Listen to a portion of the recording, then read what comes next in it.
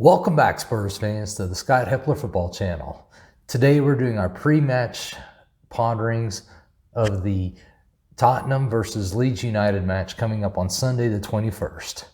And we're going to go over the match. We're going to discuss some aspects of the match, the two teams, where they're at, how they've been playing, and just key components that are going to affect this match. I know it's been a little while since I've posted, and my posting's been a little erratic since I've been back from vacation, been trying to catch up with work. Also, my wife and I are looking to purchase a house, so we've been involved with that.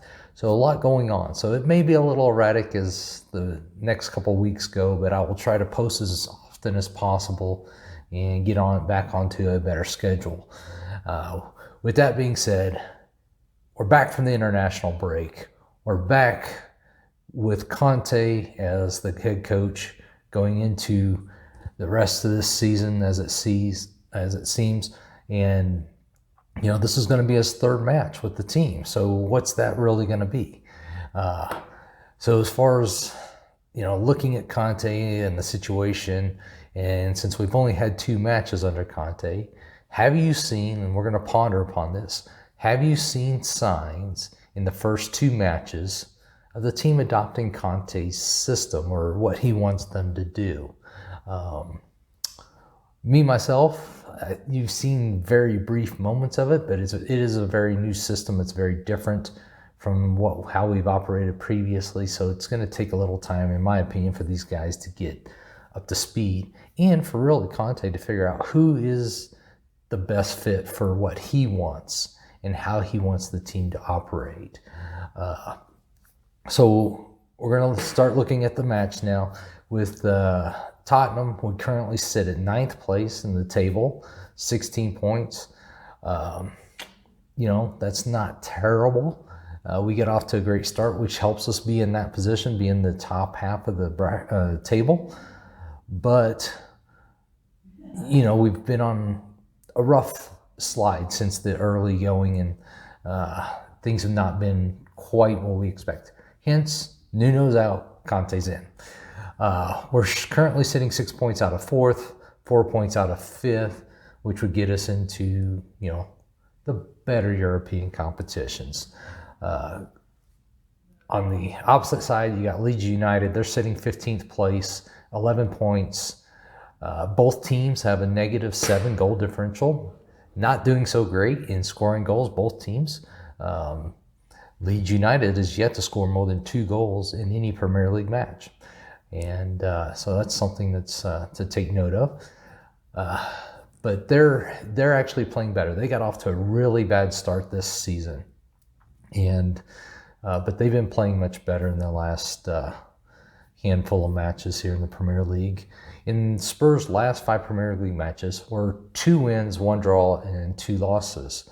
We're not doing great here recently. We did draw against Everton last time out. That's our first draw this season. Prior to that, we were either winning or losing, and that was it. But that's our first draw. We're kind of riding the ship a little bit with Conte is kind of what that looked like, what's happening there. But we'll see more how things progress over the next 6 weeks or so. There's about 6 weeks left in this year, in this calendar year. So it's going to be an important time for the Spurs. We've also conceded the most goals of anyone in the top 10.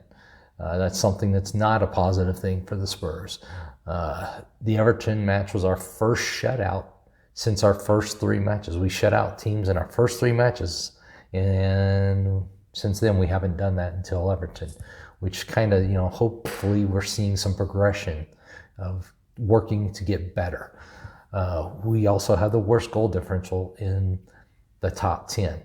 As I said, -7. We're -7. The best goal differential is 23.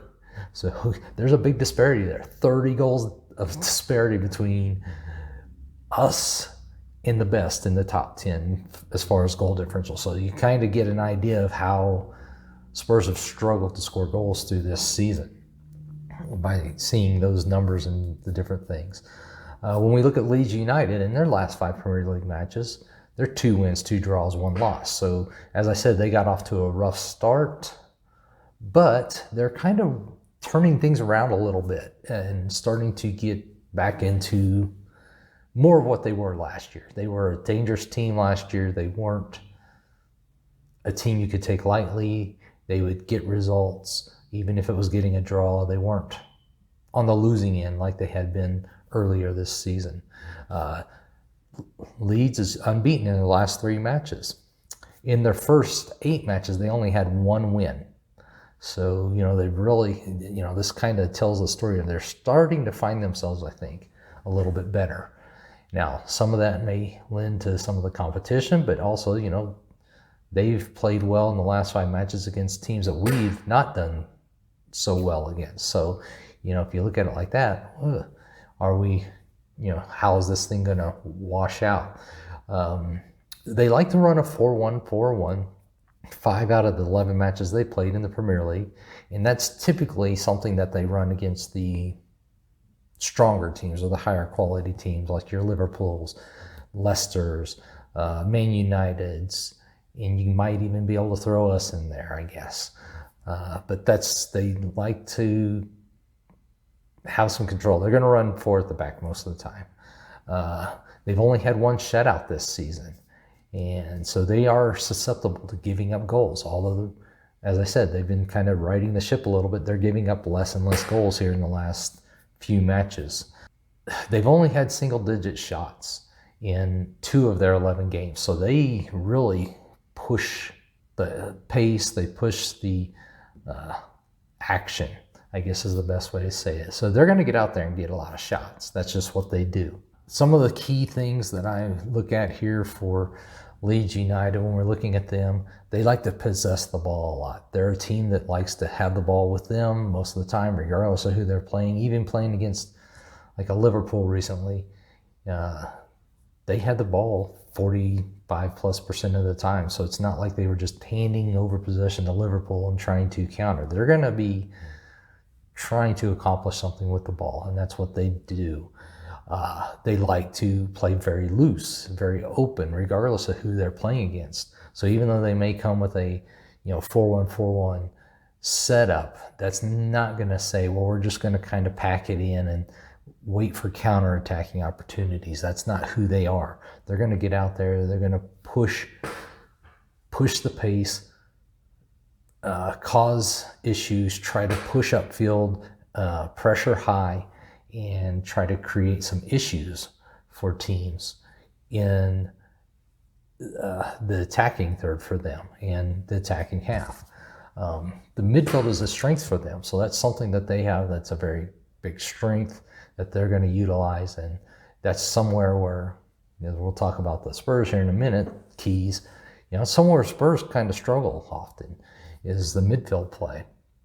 And within a defensive setup, in the last 5 matches, they're allowing less than a goal a match. So as I said, they've kind of righted the ship in some areas, and their results are starting to show that. So they are doing much better than they were doing earlier in the season. One thing with the 4-1-4-1, another formation they've used a number of times is a 3-3-3-1. But the key with what they like to do in any formation is keep Phillips central. So Phillips is one of their strongest midfielders. He's an England international. He gets minutes in the England team. So he's a very solid midfielder. And he's someone that's going to be key in them preventing us from being able to move forward. And that's his role. He's kind of a Højbjerg, only I would argue he's maybe even better than Højbjerg because he can move forward too, even better than Højbjerg does with us. Now, Højbjerg's shown with Denmark that he can be a progressive force moving forward. He just doesn't show up within Spurs very often. So that's a big key for them is keeping Phillips central, keeping him engaged, have him protecting that back line, but also being able to provide progression forward to their forwards and their advanced midfielders. So that's something that's going to be very key for them. With Tottenham, defensively, We have a couple of issues to look at here for both teams as far as injuries and suspensions. With Tottenham, we still have Ryan Sessegnon, who's still listed as an injury issue, although he's back to training out with the team a little bit, but he's still technically out. Heel is still out. And then the big one for us, Romero. He got a hamstring injury in the international break, and he's not expected back until maybe Renee or, a couple weeks from now. So we're going to miss Romero, and he's been our best backline defender, bar none. So the question becomes, do we stick with a 3 at the back, or do we go back to a 4 at the back with Romero not there? And that's going to be a big thing. And we'll talk about that a little bit here, but we've got our predicted ponderings that we'll have coming out here later today, to where we talk about the actual lineups. But I think Conte's going to try to stick with 3 at the back. That's what he knows. That's what he's comfortable with. That's what he's trying to instill in this team, and he's going to do it, in my opinion. I think it's going to stay at 3 at the back, but that's going to be one of the questions. What does he do with Romero out there, his best central defender? And excuse me. And so that's going to be huge. And who will that third center back be? Is he going to, because he's been having Romero, Dyer, and Davies in there. Well, do you bring in Sanchez, Rodon, Tanganga? Who's that third going to be if he runs 3 at the back? In my opinion, Davies, I know why he's had Davies in there. He's left-footed. So that gives you a left-footed center back. Of all our center backs, he's the only, or the center back options, he's our only left-footed option. And so that's why I think Davies has been in there over some other options. Now, in my opinion, Davies was very poor in the very first Conte match in the Europa Conference League, but he did much better against Everton. So that was a positive. So we'll see how that works out. I'm still not sold on Davies as a center back in the 3-back pairing. I think there's maybe better options, but this is what Conte's going with right now. So the big question is, who's that third center back going to be? Is it going to be, as I said, Sanchez, Tanganga, or Rodon? I know who I prefer, but we'll talk about that later in the predicted ponderings. As far as attacking, Spurs are still struggling to score goals. Even with the new system, you've seen little glimpses of what Conte's trying to get them to do and how he's trying to overload certain avenues of the pitch and create backside opportunities. It's just not coming off right now. And so there's definitely maybe, having time to work with a number of the players. Of course, you had quite a few of them out on international break this past week and a half, 2 weeks. But, excuse me, that's a big thing. How are we going to actually score goals? There's going to be opportunities. That's just a fact. With Leeds United, there's opportunities. They play open, they play loose, as I spoke about before. So it's not like we won't have opportunities. It's what can we do with it? How can we take advantage of those opportunities? And so the key is going to be, how do we link up from the back to the forwards?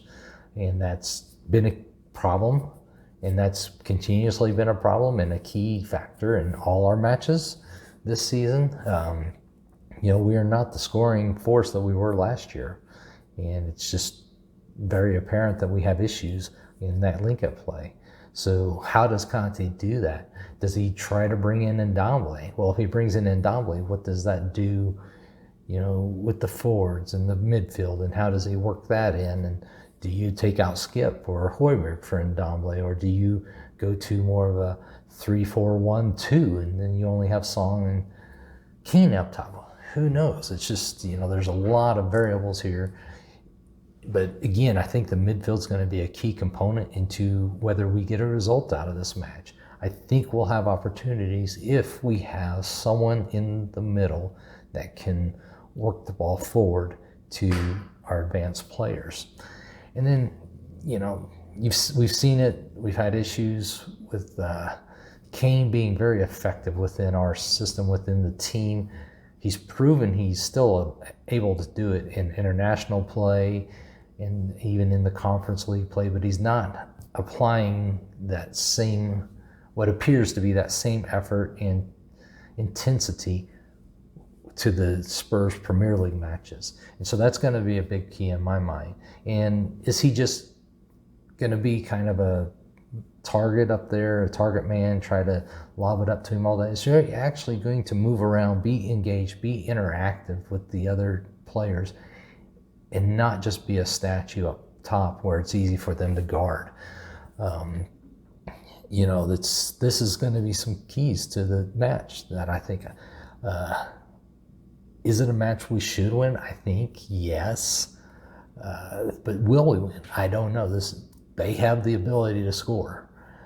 They're doing much better. They're kind of tightening down that defense, which concerns me because we already have enough trouble scoring as it is. If the teams are getting better defensively or they're tightening things down, that makes it more difficult for us.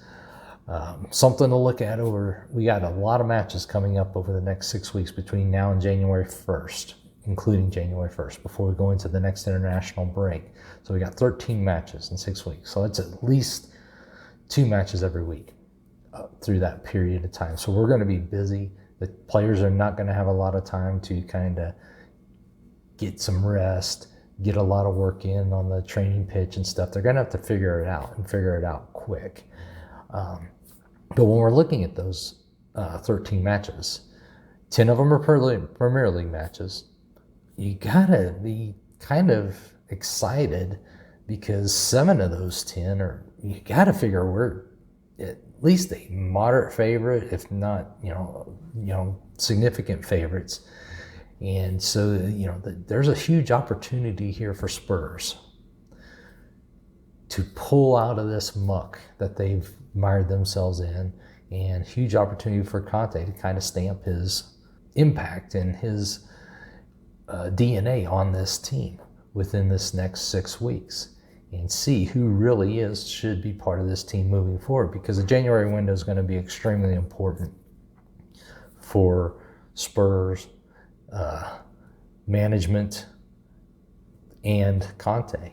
And I think it's going to really be an indicator of, is Levy truly going to back Conte? Because while we know January window is something that's difficult to get things done, and Spurs are traditionally not a big player in the January window, they're going to have to be to prove to Conte. They're going to have to make some moves. Now, they don't have to go sell the farm to bring in and completely overhaul the team. That's not my point. But they're going to make a couple of good moves to show Conte that we're serious about backing him and serious about him being a part of making this team what everyone thinks they should be. And that's going to be huge. So with all that being said, how do we think this is going to play out this Sunday with Leeds United? Honestly, if you just look at it, Spurs should win this match. But it's also Spurs. So